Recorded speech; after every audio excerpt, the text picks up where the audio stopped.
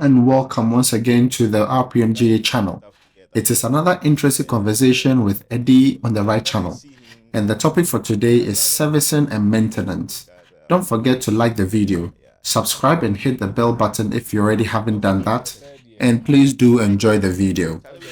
And also, you could leave your comments below so that we could give you more of these wonderful answers to these topics. Enjoy. Salon, service, maintenance, are they the same? I'm sure that's why you said that it's good I'm here, right? Yeah. Although there's a reason why, I'll let you know. So this is not the reason. No. Okay. Yeah. So servicing and maintenance. I wouldn't say they're the same. Okay. I wouldn't say. They're two different things. Okay. So when you're servicing something, it's you perpetually giving it what it needs to make sure it runs smoothly.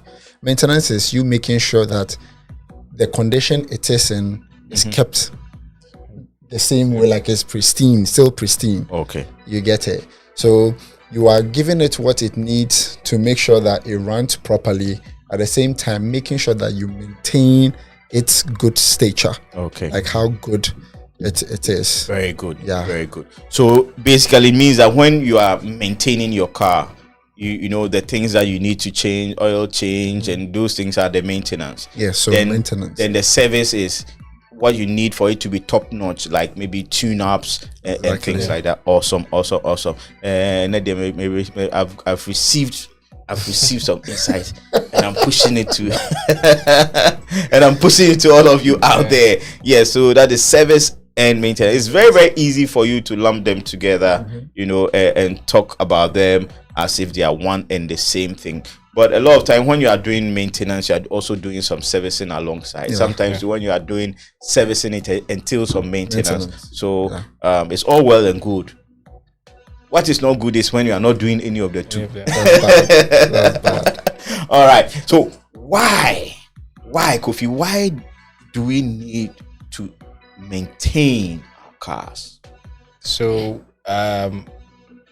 I will use myself as an example personally. Like one, I don't like downtime because if I have a downtime, the next person will be affected. Downtime no pacho checha say yam call Las Vegas ni So downtime is so Kofi went to Las Vegas and got me this, He mentioned it at that time. Okay. That's nice. Yeah. So downtime because I run a mobile service. Let's say somebody calls me anytime. I should be able to get there on time or something. Like there shouldn't be any delay or something like that. Yeah, I mean that's basically my context as downtime.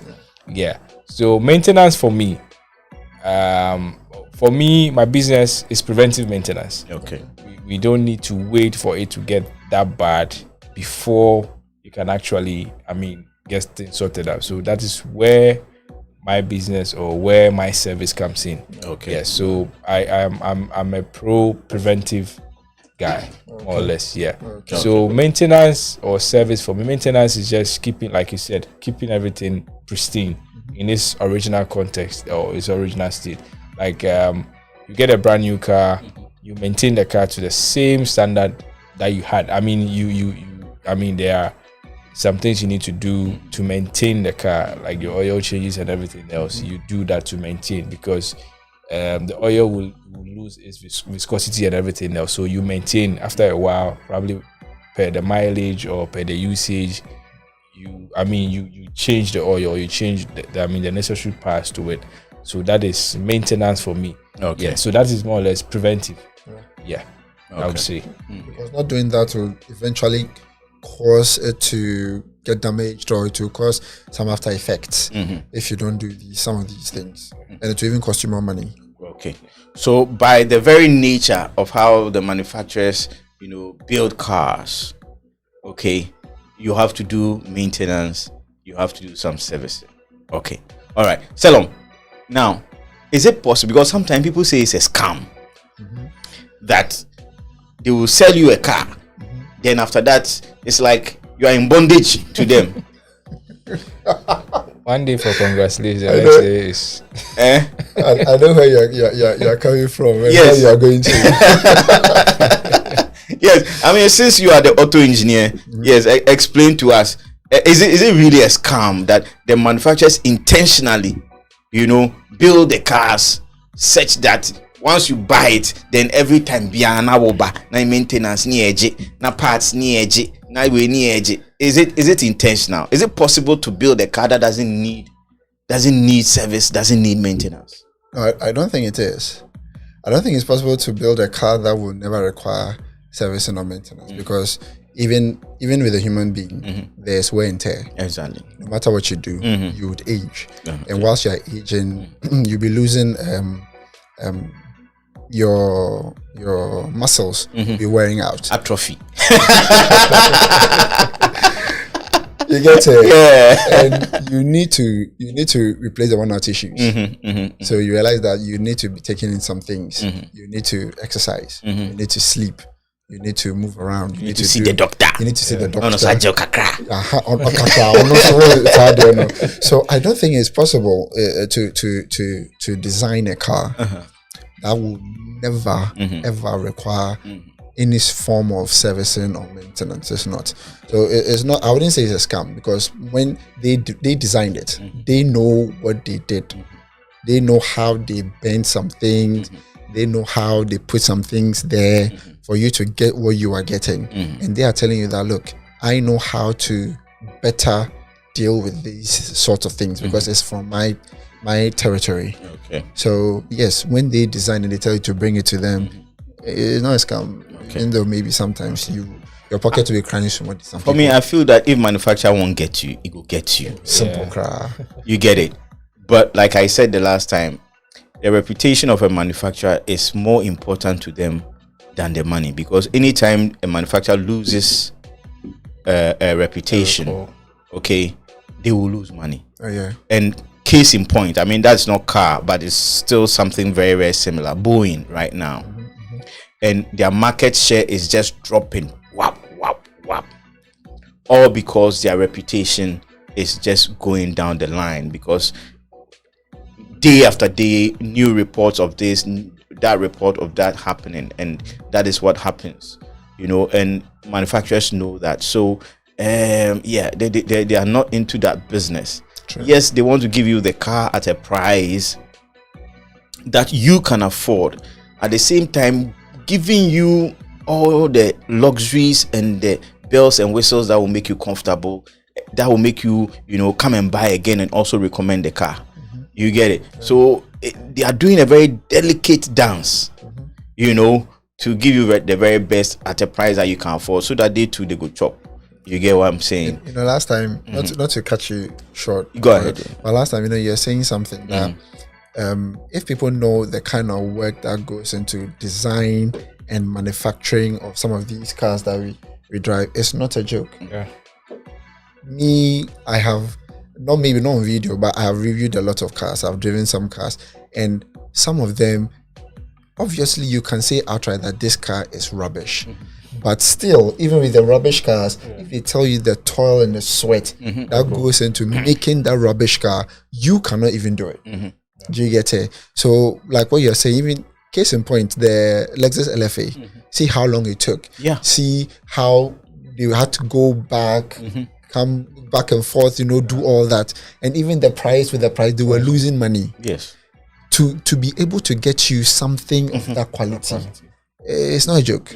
It's not a joke at all. So yeah, that's just to buttress your point. Okay. All right. So that said, and that out of the way, what are the usual things that when you go? Okay, let's assume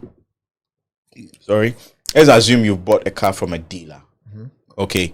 Usually, what is the duration for the service and maintenance? Usually. So from my experience, if you buy a tear rubber, we had this discussion, so you can go and look for that video. If you buy a tear rubber car, what happens is that they tell you they want the engine to break in. So they give you like 1,000 kilometers. So you come back and you do the usual checks. And after the 1,000 kilometers, then you are given, I think, a 5,000 interval. Now, I've come to realize that it's a bit, what word should I use? subjective Yeah. in a way, because as you said, you also made mention of it. It's either in the kilometers or in how you use the car, the usage of the car. So just to be preventive, like my brother Kofi, you realize that they tell you that every 5,000 kilometers, bring it for service, and that's what they tell you. Every 5,000, bring it for servicing, and that's when they are going to do what they have to do to make sure that your car keeps running smoothly. So every 5,000, you bring it to change or for them to do their servicing. Okay, awesome. So 5,000 every 5,000. Okay, all right. So if you have bought a car from a dealer and you serviced it, or you still service it with the dealer, and that is the reason why I said I was happy for you to be here. So basically, how does it go? Okay, so in terms of the work they do, so let's take it from you as a client. Let's assume you don't know anything about cars. Okay, what happens? I think for people who don't know anything about cars, this also we've talked about, so we're going to look for that video about who is your mechanic. For people who don't know about cars, it makes it easy for them in the sense that now these people, they know the car. They are the ones who made the car, so it's easier for them to take care of the car properly. Okay. So for people who don't know anything about cars, they take it upon themselves to make sure that what you don't know about the car, they are doing it for you. So maybe you bring the car. I remember one time I took the car in for my normal servicing, and I think they used the diagnostics machine, and they noticed something in the car. So I wasn't there with them at work, so they called me that they noticed that this is also faulty. Should they go ahead to change it? And I was like, oh, okay, yeah. I mean, is it very serious? And I mean, then again, it falls on maybe your financial and capacity at the time. So if they'll be very honest with you. For me, that's the experience. They were very honest that if I don't do this, this is what would happen.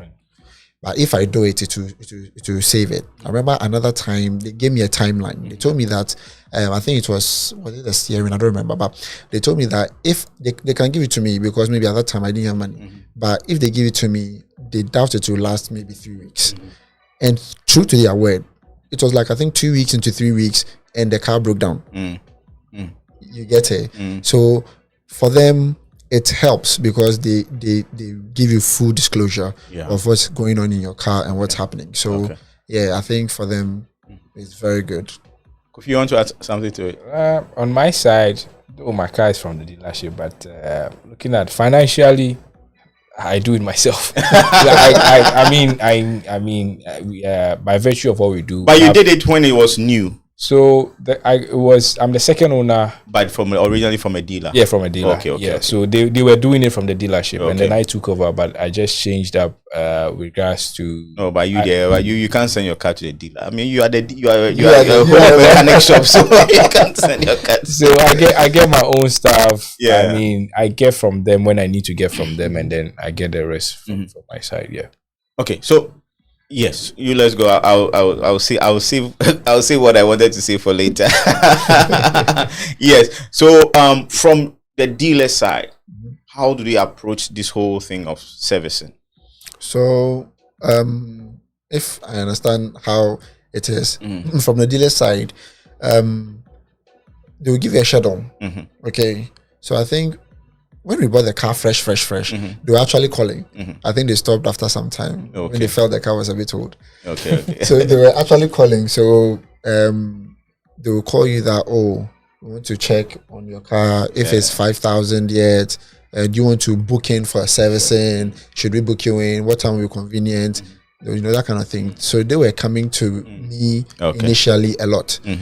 And if by virtue of how often I use the car, I manage to cover like the distance quickly. I call them. I have their number. So I call them. I tell them, okay, you know what? I'm approaching 5,000, or sometimes I have to confess I have crossed the 5,000. And I'll call them. I'll tell them that, I want to bring in the car for servicing. Okay, we'll book you for tomorrow, or what day would be okay for you? They book you. They give you the time. You go. You're good. Okay. All right. But most of the new cars have a system that pops up a message on the display. Yes. That service is due. It actually counts you down. Down, yes. Yes. So do you follow that? Yeah. So for me, the car I use, when you're left to about 1,000 kilometers, it will just keep warning you. Okay. Like when you're left to 1,000. So when you cover like say 4,000, and you get to into the 4,000, it keeps alerting you. Okay. So you realize that anytime you start the car, for my car, anytime I start the car, it beeps. Yeah. Then it shows you with the triangle hazard that you are left with maybe 400 kilometers more to go and do your servicing. Okay. Yeah. All right. So it gives you that. Right. It just helps you. Yeah. To prepare yourself. Like a service reminder. Yes, a service reminder. Yeah. Awesome. Okay. So what has been generally? I mean, you've shared some of your experiences, but have you enjoyed the experience of working with the dealer? Well, you see, then that again will fall on your finances. Okay. I mean, all the times that you've been in a position to financially. It was maybe the time. There was one time. Yeah, maybe like for me, the time. So like when I send a car there, and I know that it's going to be there. Maybe because they work on so many cars. I mean, I like to cut them some slack on the side. But time usually, as in when I give them the car in the morning, I should just prep my mind that I'm getting it in the evening. In the evening, okay. And that can be a bit, it can be a bit worrying because maybe you'd have to, like what my brother is saying, it doesn't have any downtime. Yeah. So that means if my car is going for servicing with my dealership, the whole day I'm not going to do anything. Okay. You get it. That's you won't do anything that involves the use of your car. Yeah. Yeah. Okay. Yeah. I start to be correct. Okay. So I won't do anything that involves the use of my car. Okay. Unless I want to use another means of transportation, or you have another vehicle you can fall on that day to use. Okay. But for me, the only thing I've had is the time is. Have you had an experience where the car had to be there for multiple days? Yeah. That was an accident. I had so somebody hit me from the back and I took the car there and I think it was there for 2 days. Okay. 2 working days. Okay. So what it means is if you took it there on Thursday, you are going to get it on Monday. Yeah, because they don't work. Yeah, they don't work on the weekend. So 2 working. It was there for 2 working days. I got it after 2 working days. And generally, what was it? The quality of work that they deliver? Oh, they do a good job. Okay, your dealer does a good job. Yeah, my dealer, they do a good job. When it comes to the work, they do a good job. Since I started using them, I haven't had any reason to cry or to complain when it comes to that. When I take it, I know that Charlie do a good job. How old is your car now?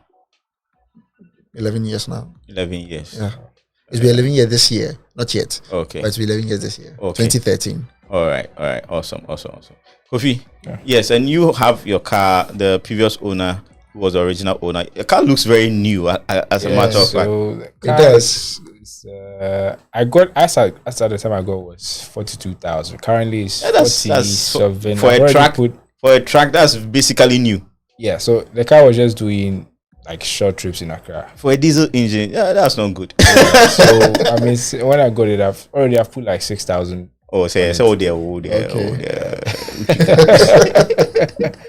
Yeah. So maintenance wise on that car, when I got it, I used it for a few trips, and then before my trip, I checked all my brakes. I changed my oil. It's just left with my diesel filter that I have to change. Particulate filter. No, the oil filter. The diesel oil filter that I'm going to change. And I'm planning to change my brakes and also my discs, because the trip to Tamale, I realized my brakes it was too hot. I mean, I couldn't. Yeah, so I realized giving it too much pressure. I had to. My plan was like, let me just upgrade the brakes, because if you can speed and you can't brake, no, it's just not good enough. So, it's not good enough. Yeah. I mean, okay, so let me say, it's time for me to share my experience. Okay, so the car I run now for my daily also is from a dealer. Coincidentally, it's of the same dealer. But I actually I've seen their work, and I think they do a great job. That out of the way, I've had several cars that I sourced from different places. I actually still have a car that I source from a different place where I don't have any dealer support, you know, and that is where the conversation is going.